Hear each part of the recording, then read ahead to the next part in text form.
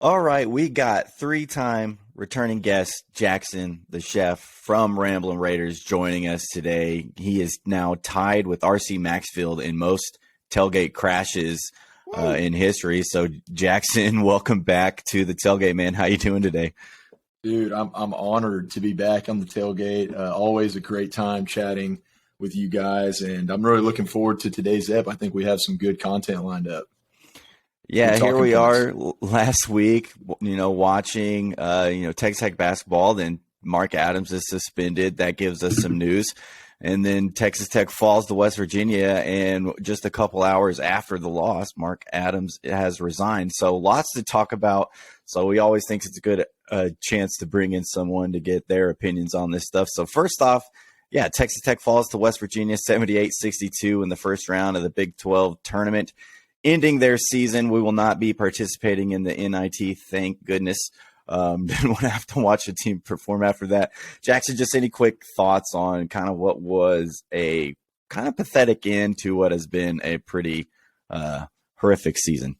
Yeah, man, I don't know if y'all touched on it at all yet, but straight up, you come out of that game, you kind of punch them in the mouth right out of the gate, and you're like, all right, these guys are scrapping. Like, we're going to see what's up. And then when things turned south, they went all the way down, man. And I was with my wife over at this little Irish pub that we like to go to called Pimlico, and this random guy who, of course, I had said one thing to at the bar comes up and comes and sits with us, and he's looking for some friends, and he's trying to chat to us the whole time. And usually I would have been super pissed because I'm watching this game intently, right. And then as one drink goes down, okay, here's the score. We're down 8. Another drink goes down, we're down 12, 14. And then all of a sudden I was like, you know what? This is my new best friend, dude. Cause I'd rather talk to this guy than pay attention to what was going on the screen. And I was naive going in. I'm not going to lie. I kind of thought, hey, maybe this team's going to rally around the fact that, Mark Adams isn't there and they're going to be playing free. And basically they look lost. It was the infrastructure collapsed, man, throughout the entirety of the game. And so, yeah, it hurts not to have your head coach there. I think we all learned that lesson. Yeah, at least you got a new friend out of it. Dustin, didn't get your thoughts on that loss, but what was your reaction to the 78-62 loss? Similar to Jackson, I was lucky enough to have a distraction from this game and had to work our JUCO conference tournament. I was watching some JUCO basketball that night, and obviously just kept looking at my phone and watch the game, and it's like Jackson just kept getting worse and worse. And I'd look up, and Eric Stevens is doing whatever he wants to, like he has been to us all year. And they played. I mean, this is how they've played for the last 2 weeks. Honestly, sure, they got a couple of those back to being close games, but they played pretty crappy the last 2 weeks. Not like their season was on the line, and so, I mean, disappointing, sure, but glad it's to get it over with, basically, was how we went out, and I'm okay with that at this point. Yeah, same here. I was watching, and then as I realized this game was over, quickly realized, hey, there's a new episode of The Mandalorian up, so let's go grab the fiance, go watch that. Better than watching us fall. But after the West Virginia loss, head coach Mark Adams resigns. Put that in parentheses because I think it was firing. You got to leave. So they decided the best thing to do was for him to resign. So Jackson, a lot happening this night after Texas Tech loses. What were your thoughts after Mark Adams resigns as Texas Tech's head coach? Yeah, I'm not going to lie. I did not see it going down that way. Lane and I had done an episode, I believe it was a day or two before the Big 12 tournament started, and our whole outlook on it was this is going to be just like a Mike Leach situation 2.0. Yeah. Adams is going to fight it, right? He intentionally didn't apologize whenever he was interviewed by Stadium. I don't know if it was Goodman or whoever was talking to him, saying, I didn't do anything wrong. Yada, yada. And seemed like he was kind of setting his case up for basically Kirby's going to come at him and try to fire him for wrong, for cause, right? And he's going to defend it. And I guess I didn't, just from our previous experiences as Texas Tech fans with this, I thought it was going to drag out, or they were going to fire him, but it was going to be one of these long legal disputes. And when he resigned, immediately my first thought was, I wonder what his check looks like. Kind of what did they agree on? And I saw something unofficially somewhere was like $3.4 million. So he got a decent chunk of his contract, but I think it was just one of those instances where both parties knew that it was in their best interest not to let this drag out. Mark Adams saw the writing on the wall. For anyone that, and it's funny, you got your Facebook Red Raider cohort and your Twitter Red Raider cohort, and Facebook thinks we're the softest school in the country, and they couldn't believe that he was fired over Bible verses. And I feel like the Twitter group's a little bit more realistic, which is, can't believe those words just came out of my mouth. Right.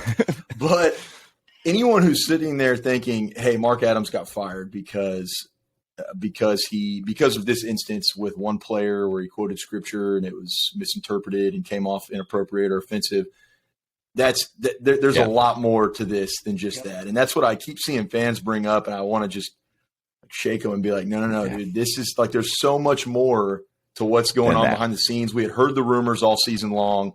Turns out there was some credibility behind that. This is not a one-off, right? Not a one-off. This is a long time coming. And it's crazy. The fall from grace, man. It's so insane that, you look at Mark Adams' first year, undefeated home streak, broke that record, was 18 home games, Sweet 16 run, Big 12 Coach of the Year, to now this. It's just incredible how much difference a year can make. Yeah, it really is. Dustin, your thoughts on the, resignation of Mark Adams? Yeah, I think it's a good move for both parties, kind of like Jackson was saying, because I think part of it was, we can do this kind of together, however you want to see that as, and you'll get half of your money, or we can fight this, and a lot more stuff might get brought up, and it might turn pretty bad, and way less money involved that way. Or we can just cut the cord, and here's a nice almost $4 million, or however they ended there, meet halfway, and here's your money. And Jackson, I had mentioned it last week when it was just a suspension, but he kind of did this to himself with, the bad season one, but then he had already rubbed a lot of the donors in a bad way, like very bad. And so his leash was super short for this, and to make an error of this magnitude with that short of a leash, there was no other direction for this to go. And so at that point, I saw like, oh yeah, it's happening. I didn't expect it to be literally like within hours, but I'm glad it's done and cut and moved on as quickly as possible so we can get to our search for our next guy. Yeah, there was no way he could remain coach here, I thought. And like you mentioned, Jackson, people are just looking at that one item in the whole list of baggage that kind of was following Coach Adams. And I don't want to get into the rumors that are been confirmed, because there's a lot of people who didn't get a say-so in that, whose lives are affected by that. And so I'm sure people have heard those rumors, but the Luke Adams hire, I know, was something that brought a lot of content to maybe coaches that were on staff, some stuff with there. And so I think there's just a long list of baggage already with Coach Adams. And then you add this on top of there, and there's no way that you could really leave him as the head coach of this program and expect success moving forward. So that just kind of brings up this whole second year of Coach Adams. You mentioned the first year being, Sweet 16, winning all your home games. What do you think really went wrong at the base of it here in year two for Coach Adams? Because we had the talent. You could tell that we had the talent in a lot of these games. You almost beat Kansas twice. Almost beat Texas twice. This team was there. What do you think really went wrong here in year two for Coach Adams? Yeah, there's a lot of different components to this. It's a great question, because I would go out on a ledge and off the top of my mind have to do some research. I can't think of an instance where a coach had this big of a turnaround in 1 year. We're talking riding high to just absolutely, bottom of the pit here. And so the first thing, and I don't know if this was on the outline, but I'll go ahead and throw it in there because I've mentioned it a couple times. And I want to start off by saying I'm a believer in Kirby Hocutt. I am. I don't want him fired necessarily. Yeah. I think he's had some misses. He's had some hitters, right? He's kind of been up and down. I think he's handled scandal, within departments relatively well and in an expeditious manner. It's just my opinion. But I will say, so I'm a pretty strong advocate for Kirby most of the time. I honestly, when it comes to Mark Adams, and this ties in this sense of, I think he was in over his head, to be perfectly honest. And I think it started with the hire initially. And this is one of those instances where fans can fan however they want. People can be upset or supportive or do whatever. We're never going to tell anyone, how they should feel about Tech athletics or whatever. But in this instance, when I hear people chirping about Kirby, I say, I can't really blame you for it. I do believe this was one of those moments where in a position that he's in, you have to be able to step up and say, I know it's an emotional time. There's this underground campaign from the players. There's a lot of support behind it. However, I'm getting paid a lot of money to make sure that this hire that's about to happen is going to be built for the long haul. And I'll be honest, I don't even necessarily think Mark Adams is a terrible coach. If that was the case, I don't think NBA teams would have been coming in on him when Tech was making runs, when Chris Beard was in charge. And, he's had success at various different levels in basketball. I don't think he's a bad coach per se. I just think he was out of his depth. He's a defensive-oriented, old-style basketball coach. And we're in a new era of NIL, built player relationship. It's just a totally different, really personality that comes to the forefront and is successful with players today. It's just a different culture around not just basketball, especially basketball, but, NCAA football as well. And so to me, Adams is well, and again, I'm not going to go down that road with the off the court issues, but you hear him in pressers and seems like a likable guy, good Christian dude, clearly quoting scripture, maybe a little too much there with the team. Right. But ultimately when his defense broke down this year, because he didn't have the same cats he had in year one, right. With McCullough, with these long physical athletic guards, to me, it looked like he said, I'm going to take my defensive system that has worked for Texas Tech, and we're going to run it. And these dudes are just going to figure it out. Yeah. Clearly that didn't happen. That was not the case. And then on top of that, adjustments a lot of the times weren't there. Offensive efficiency wasn't there. And then you have the relationship problem. So to me, I think Coach Adams, there's a reason he wasn't a D1 coach, or I don't think he was. No, he was wrong on that, but he had never been a head coach of the D1 ranks before this. That's kind of a telling sign for a guy that late in his career.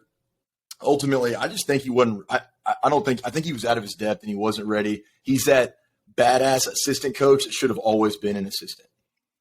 Yeah, I think you make a lot of really good points there. I remember right after the Beard left us, and people had mentioned Adams, and I was like, man, I just don't think he would want to do that. And it was for a lot of those reasons that you said there. And then all of a sudden it came out that he wanted the job. And then we had this huge, players, like you said, fans, this huge Twitter following. And I kind of think Kirby caved to that and just kind of Band-Aid hired with Adams. Dustin, any other thoughts you have on kind of what went wrong here for Coach Adams in year two?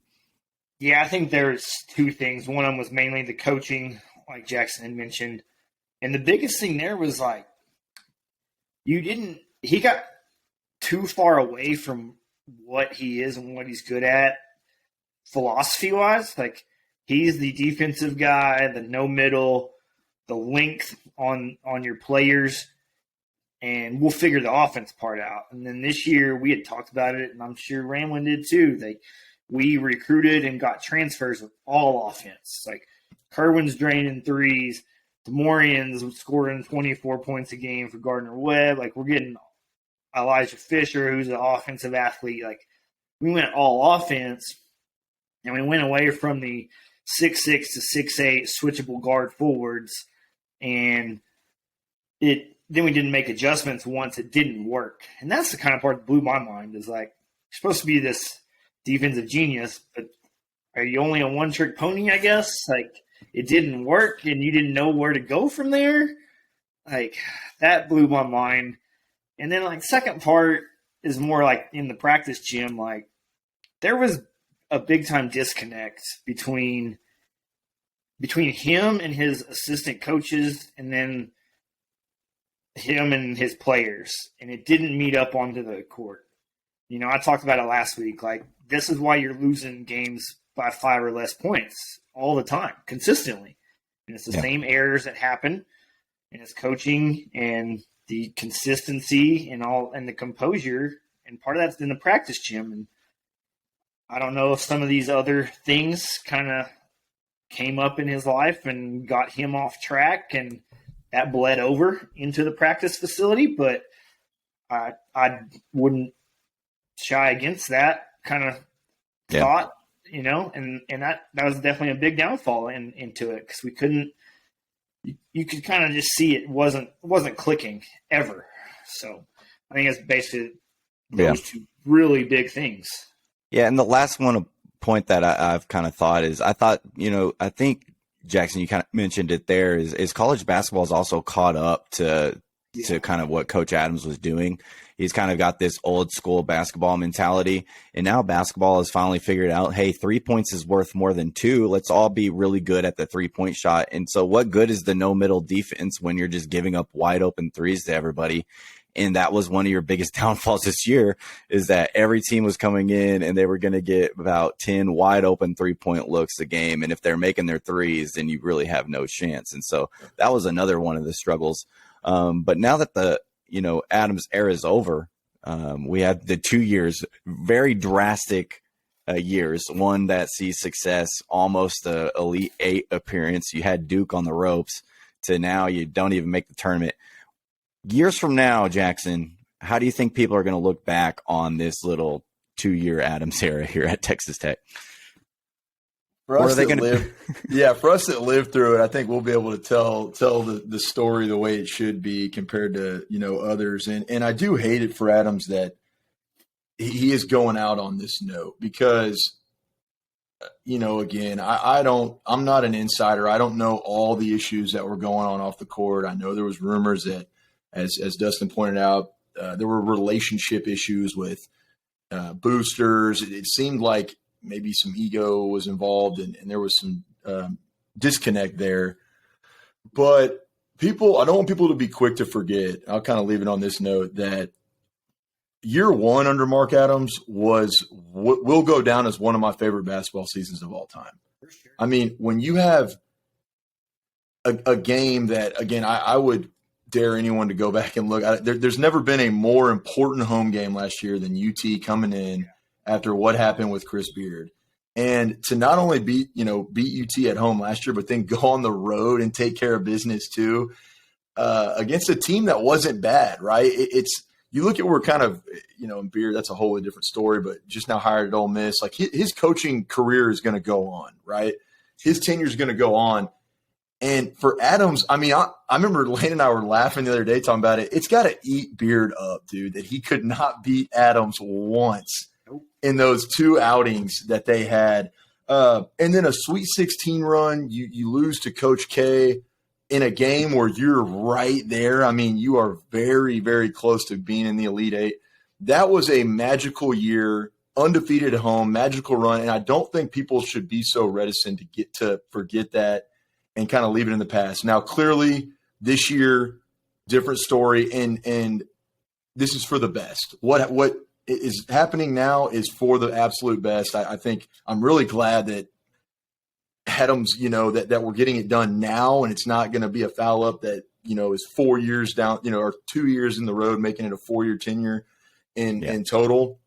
So I'm glad it's happening now, but it's going to be a mixed bag. It's unfortunate, again, and we also said this on our show the other day. I don't think Adams, what he said with the whole scripture thing was just really out of touch. It's just, to me, it kind of reminds me of like an older person who just doesn't understand like the environment that they're in, right? It was 100%. Inappropriate, just not in good taste. Do I think he's like a malicious dude for what he was trying to do? No, I really don't. I don't think Adams is like this overt racist POS. I think he truly was trying to make a point, and he did it in the worst way possible. Right? It's basically what happened. And ultimately, it's going to go back as I look at Adams. I'm thankful that he did step up and had the year one that he did. Unfortunately, I think people will be able to look back and say he was clearly kind of in over his head and a little outmatched down the stretch and wasn't really capable of sustaining that success long term. But we'll always have last year, man. It's like when you have a bad breakup, you're like, hey, we'll always have that trip to Cancun, right? We'll always have that like trip in Mexico. So it was a good first year. And then, just not the way he would have. I know that he would have wanted to end it. Yeah, I think you make a good point there. I think I'll remember last year, and Coach Adams, because that was the year we needed with Beard leaving, and you had the highs of you beat him twice. You made the Sweet 16. So I'll try to look back on this Adams tenure as that. Dustin, how are you going to look back on the Mark Adams tenure here at Texas Tech? Yeah, you can definitely plant your flag in those two Texas games as the staple of his 2-year career. And like we've said, Chris Beard has never beaten Mark Adams, so that'll never be forgotten.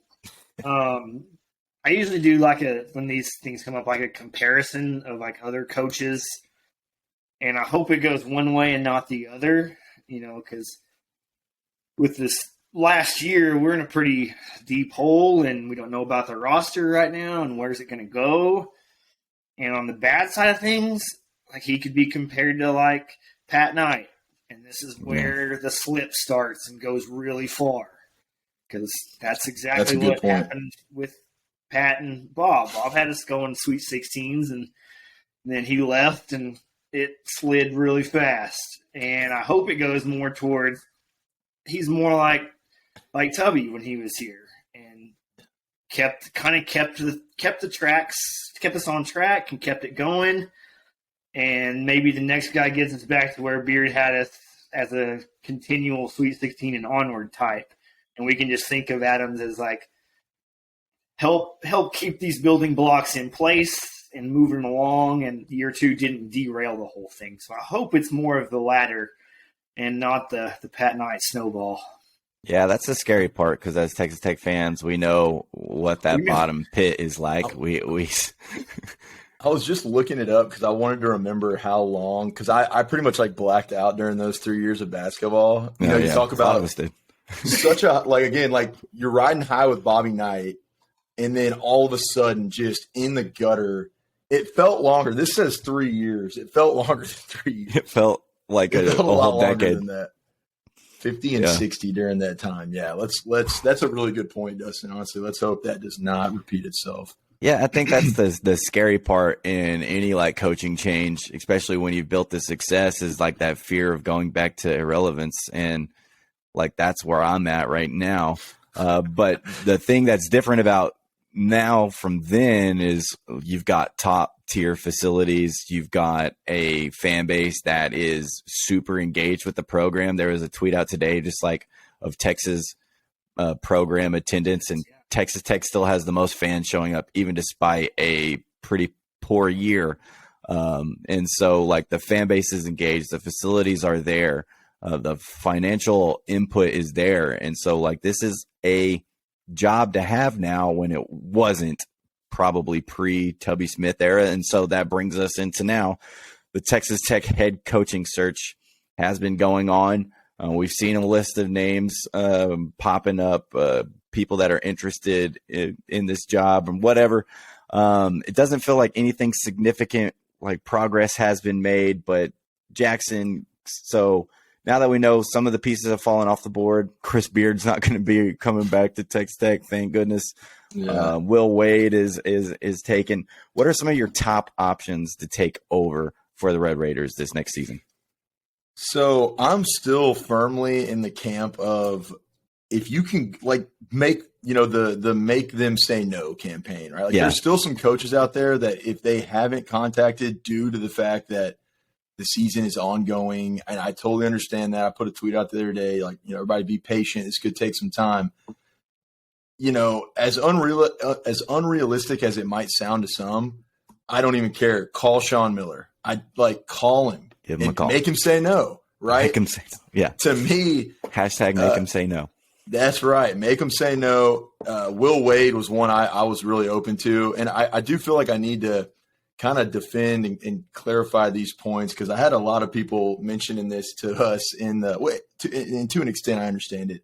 Talking about, like, why would you want to go after a Rick Pitino, a Will Wade, a Sean Miller, because of their previous scandals. And we are not of the camp of Pitino,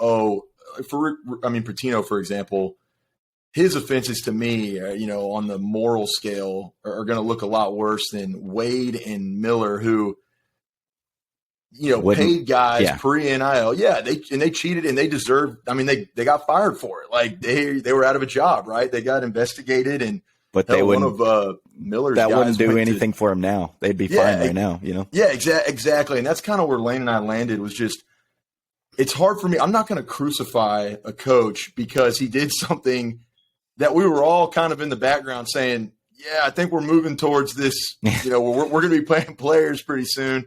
You got guys like Bill Self out there, and I'm unapologetic,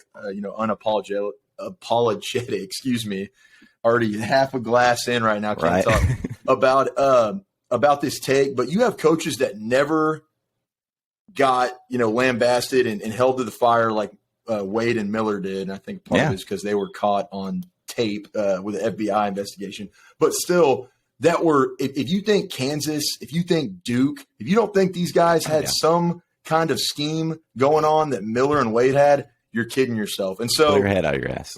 Exactly. A lot of fans are like, but I just want to hire a coach with zero baggage. I do understand that to an extent. Sure, we're a little gun shy with Mark Adams. These guys what they did is legal now, and other than that, they had no other issues that were impeding them from being these successful coaches that they were at the highest level. So, Will Wade's out of the question now. I'm saying you got to call Sean Miller. I'm not like 100% sold on the Rick Pitino thing, although I don't hate it as much as other people do. I do agree he's old. That's the thing. You look at like longevity, but again, man, I mean, Bobby Knight comes in here for 6 seasons, 6.5, takes you to the tourney 4 times, and then matches your personal best Sweet 16 once out of those 4 trips. So it's like, if you do get Pitino in here and he has 5 good years and then he moves on to another school or he retires, we say the same thing in football all the time. For Tech, those are 5 good years, and we're not going to disregard that. The college basketball world is too finicky to like, everyone's worried about longevity. Hell, we could go hire Grant McCaslin or whatever. He could take us to the promised land, and he could be gone in 5 years to go to a bigger school. So, like, you can't sit there in your mind and kind of game plan it of who's going to be here the longest. That doesn't matter. It's who's going to come in and who's going to win immediately. And to me, that's one of those guys. I think that's a huge mindset that Texas Tech fans need to retrain their brains on, is that not everybody's we're not going to hire a coach who's going to be here for the rest of his life. We're not going to get the Bill Self type who's just going to be at Kansas until he decides to retire. We're not going to get that. So if we can get a guy who's going to give us 5 amazing years, we should jump on that. Yeah. To Cincinnati football, they've been a stepping stone for the last 20 years. And have also been a really good football program for the last 20 years with 4 different head coaches. Yeah, I would I would take that in a heartbeat, like immediately. Yeah, it's like you go talk to U of H during that period where they had Sumlin and then Herman and blah. They were just coaches getting poached left and right. They won a New Year's Six bowl that year. Yeah. Like they had some badass seasons. I don't think they would trade that for anything. And you can't get married to the idea that we're going to go get some, Sean, what's his name? The other dude from Oral Roberts, Paul Mills. Paul Mills, that's it. Paul Mills or these guys, and they might stay longer. To me, I want to see someone come in that we know can get it done kind of quickly. And to me, I mean, they're your more those coaches that are going to be harder to obtain, right? Like you're kind of more out there hires potentially, but I think you got to call Sean Miller. Again, I'm not in love with the idea of Rick Pitino, but I wouldn't hate it. I don't think it's the worst thing that could happen to you. As far as some up and comers, unproven, my guy, and I'll defend him, against kind of anybody else is Ulrich Malaji, who was on Texas Tech staff. And to me, the reason I like him is because it's a carbon copy hire of Joey McGuire, in my opinion. Yeah. Master recruiter, right? In today's, I would actually go out on a limb and say in today's game, recruiting is the most important. Like relationship 100%. building and recruiting 100%. is the most important thing out there. If you're just look at Jerome Tang. Exactly. Let's say you're a mid to slightly above average coach, but you can go out and get 4 stars. Hell, like Beard was doing, 4, potentially 5-star guys and keep them around for 2 years, 3 years. And it's like a Kevin McCullough or TJ Shannon. You can keep them around for a little bit. Look what that does for your program. Yeah. Instead, you try to go out and hire some brainiac, but he has no ability to work with players very well. I don't think your long-term success is going to be as achievable as it would with a guy like Malaji. So he, out of all the kind of up-and-comers, hadn't had their big shot yet at a head coaching job at the D1 position, he would be my number one. But I know there's a lot. I'd be interested to hear kind of some of the guys that maybe y'all are thinking about too. The names I've heard so far, I'm not going to lie, have been a little underwhelming. I don't absolutely love them, but a guy like Grant, is it Grant? Yeah, Grant McCaslin. Yeah, let me just list off some of the names that I've seen kind of surface through searches, and I think right now, like the top of the list that I've seen, Grant McCaslin, UNT's coach right now. He's had some success there, taking them to the tournament. They didn't make the tournament this year. Paul Mills, Oral Roberts. He's had like 2 good years at Oral Roberts. That's pretty much it. Rodney Terry, of course, we're all familiar with him and what he's done at Texas. I think a lot of people will point to the fact that roster is just built for success, and that probably me and Dustin could go and take that team to a pretty good record. Al Pinkins has been mentioned, Texas Tech assistant coach. Former Texas Tech assistant coach Barrett Peary has been mentioned. There's also like some guys, Jerome Tang, Shaka Smart, Sean Miller, Rick Pitino, Steve Alford, Steve Lutz. And here's one that I'm going to throw out there that's like off the radar that I haven't seen any notable people mention. Kelvin Sampson's son, Kellen Sampson, his assistant coach there at Houston's been his assistant for 9 years, been an assistant for 16, I think is what I've seen. And from what I've heard, like he practically runs Houston. He's recharged because Kelvin's too old to do all that stuff at this point. So I'm not looking at Kelvin.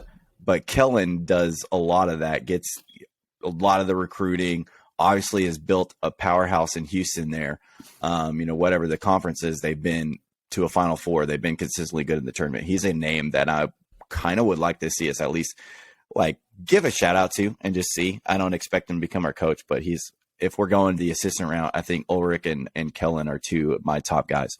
That's a new one. I like that a lot, actually. Yeah. And wouldn't that be fun? Kellen versus Kelvin in the Big 12. That would be fun, too. Good storyline. I'm all for that.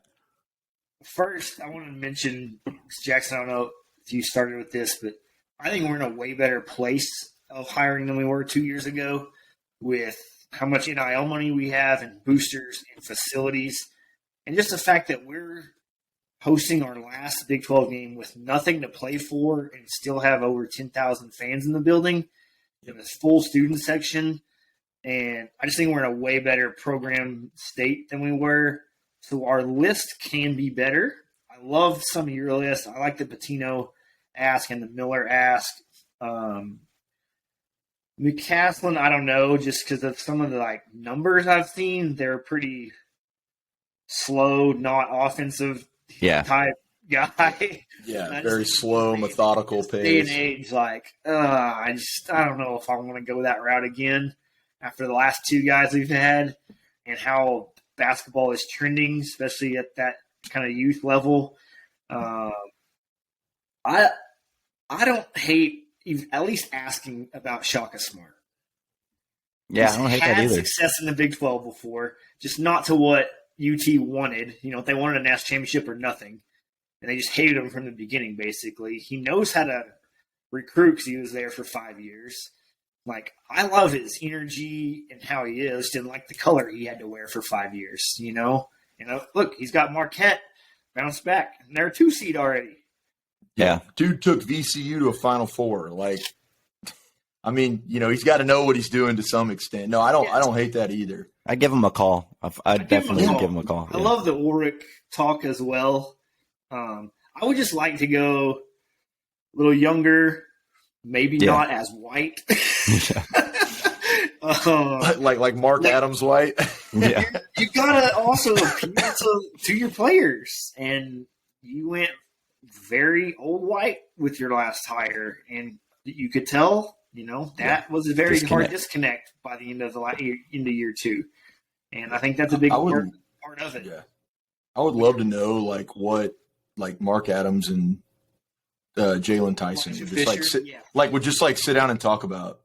Like, hey, probably nothing. Hey, buddy, have you read any good books lately? You've been reading the Bible like me? Have a conversation with this 17-year-old that is a baller. Like, that's all he's known all his life.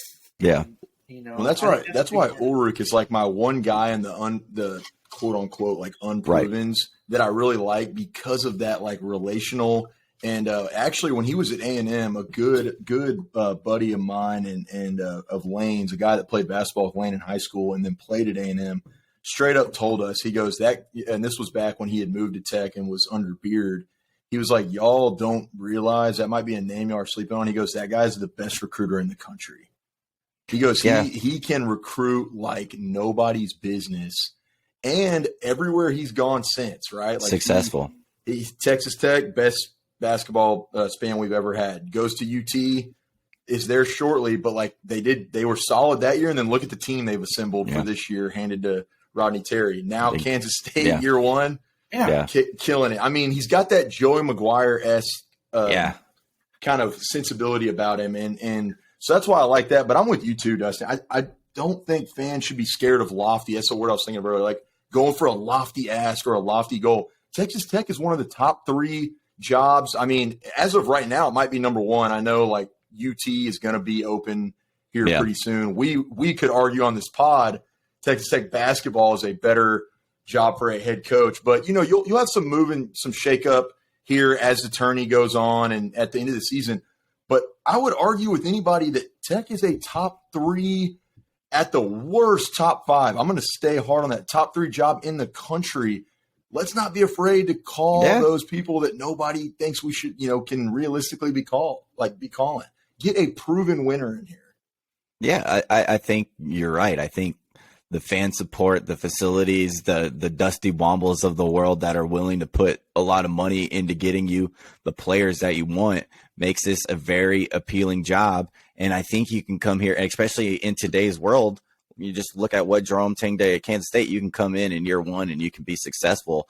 And I think having guys like that, upping our expectations on that is solid. But also Ulrich, getting a recruiter, you don't need your head coach to be an X and O guru. He can hire guys to be the X and O gurus for you. Hire the Barrett Pearies of the world to come in and actually allow them to run their offense and stuff, and just be able to assemble the team that you need to put out on the floor. And I felt like maybe Adams wasn't doing the job. I don't know if he was putting the team together, or if NIL was putting the team together, or what it was, but it felt like at sometimes there was a little disconnect there. You need a guy who's plugged in. I'm like, I need A, B, and C for this team. And we have the funds and we have the donors and people who are willing to go get you that A, B, and C to be successful here. So the do not hire list, Jackson, are there any guys on your list that you're just completely, I know you've kind of some guys that you're not super excited about, but are there anybody on your list that are just you do not want to see them as the head coach next year? 2 guys we mentioned the other week. One, and this might be to the disappointment of some of y'all's listeners and viewers, but Rodney Terry, man, I don't want it. To me, it's and I'm not. What he's done this year has been extremely impressive, and I do think that he is capable to a certain extent. I just think that hiring him is kind of like the Mark Adams hire. It's reactionary off this 1 year success. And as you pointed out, Brooks, I mean, he got handed a monster team. Yeah. This is one of the best teams. And spoiler alert, I might have UT making a run in the tourney this year because I think they have a pretty easy route. And I just picked them to go to the Final Four. Like I'm telling you, most years, like, we laugh and we're like, oh, they're going to get upset, and they do. This could be the year they go on a serious run, man. They have some just pure, dogs, man, talent on this team. Experience. And so Rodney Terry, I mean, it's great. He's doing what he's doing. He's doing it with a hell of a team. Yeah. I don't like it. To me, it's too reminiscent of the Mark Adams hire. I don't want it. Another name that hasn't really been thrown around a lot, we were just kind of laughing about it the other day, like Buzz Williams. I wouldn't want that if it even is I don't know if it even is a remote possibility. I wouldn't want it. And then I don't want a guy in a 3-piece suit coaching. That's what I'm talking about. That, to me, that's being a hardo, man. Like, kids in today's culture, like, they don't want to play for a dude walking around sweating his ass off in a 3-piece suit. You look ridiculous. Like, who do you think you are, man? Like Dean Smith? Like, no, man, you're not. There's no need to be wearing. There really never was any need for anyone to be wearing a 3-piece suit out there, but it's a little bit try-hardy to me. And then people like A&M has been really bad for a couple of years before they finally put together a decent squad that might lose. They'll lose in the second round of UT, or they might lose in the first round of Penn State. So those are my other big ones. To be honest, I'm not super high on Paul Mills. To me, that's an underwhelming hire. I don't hate the Grant McCaslin one, but I don't love it either. I'm kind of, it's got potential, but it could also be we're kind of, mediocre. We're sitting in this mid tier for a long time. Yeah. So I don't know, man. The names we've heard so far, I've been a little underwhelmed. I'll just say that. To me, Paul Mills feels kind of like Matt Wells in a way. Like a couple good years, but not a really lot of consistency mixed in with that. Yeah. I like what you said about Rodney Terry. I think it's a flash in the pan. And if Texas is still willing to look at other candidates, and I know they're Texas and they got money and they're going to be able to lure in a Coach Cal if they want to, that's still a red flag to me that they're like, hey, look at what he's done, but they still want to move on from him. That's a pretty big red flag. Just won the Big 12 tournament. Yeah. Go on a Final Four run. They're going to be like, yeah, thanks for the great memories. Yeah. But no, we're going to go move on. Then that shows a lot to me. Dustin, anybody on your do not hire list that we've kind of mentioned here or haven't mentioned, I guess? No, y'all hit them. Mills doesn't do it for me. Grant McCaslin, I'm pretty iffy on. And so, I'd rather swing big with the guys we've mentioned or go really big assistant. And it just kind of crossed my mind, Jerome Tang really works for Kansas State. I'd go look at Baylor's assistant coaches too, because apparently, and they Scott Drew's been there for 20+ years, so he's built something really good. Maybe we kind of dabble in there just to check it out. It just kind of crossed my mind. That associate head coach, I forgot his name. He's starting to. There's Alvin Brooks. Yeah, I've seen some stuff on people are starting to talk about him a little bit more, and he's gaining some traction. Yeah, go for the successful coaching trees. Scott Drew's won a natty. Those aren't bad places to pluck from. I think Grant McCaslin was a Baylor tree. He was on there. Kind of clicked in my head. It was there's a couple Baylor guys. Yeah, honestly, I might be crazy. I think Paul Mills is one as well. Man. So there's that Scott Drew tree. It's just the McCaslin and Mills to me it's such a risk. It could really go one of two ways because you're entering into the best conference in the country against the best coaches in the country. Yeah. You could be that sleeper that ends up being, diamond in the rough, or they could just be average. So if we're going to take I'm with you, Dustin. If we're going to swing, let's swing for the fences and get the best assistant in the game right now. Or like I said, make Sean Miller say no. Just make him say no. Make him say no. Yeah. I'm all for all of that as well. We will keep y'all updated as, more news unfolds on the coaching search. I expect this to take a little bit. I don't expect us to make a quick hire on this. I expect us to do our full extent of research. We've got a pretty good little group of people. We've got Norrance, Joey McGuire on the whatever the coaching search committee. I love this. Me too. Hiring committee. I wanted to get your thought, Jackson. I love it. Yeah, no, I love it. I did like a little Mount Rushmore the other day. I was like, this is awesome. Just because, I mean, Joey McGuire and like we could, looking forward, I think McGuire has built himself up to where we could have like a 6-6 year next year. What he's building, it is more than just, what 1 year's record is going to reflect. And I think a lot of people are going to have us as a dark horse next year. Like he's clearly his procedure and like program that he's building, the brand that he's building is one that's meant to last and kind of exemplifies this standard of excellence. The fact that he's going to be able to recognize talent, right? He's going to be able to say like, that guy's got it, that guy doesn't have it. As far as just the mindset goes, I guess that's what I'll say for Joey is that he's built himself up and kind of given himself some more time, not to go on a tangent about football, but like he knows right now, I mean, he's building a culture to succeed. I think he's going to be a good element for that. Having Norrance in there is a great call. I mean, the unofficial should be official Texas Tech minister of culture, right? Like he knows the mindset. He's always a writer for the school, for the fans. He's, and he's so mature and like in just rational about his takes, right? Like he comes from, he's got his podcast that he does, always talking about motivation and having a fortified kind of mental outlook on life and a mental attitude. And he exudes that every day, man. I'm super excited that he's, an alumni at Texas Tech and he's just, it's fun. I see he's mature. He's like, I guess he's like 27 now, 26. Like, Corey, I still just think of him as, back when we were all in college. And so of course he is. And those two guys alone, I mean, you got Womble on there because he's going to be footing the bill. And then Kirby is going to be on there too. But those two guys in particular, to me, they're going to be able to help find someone who can adapt to the culture that we need.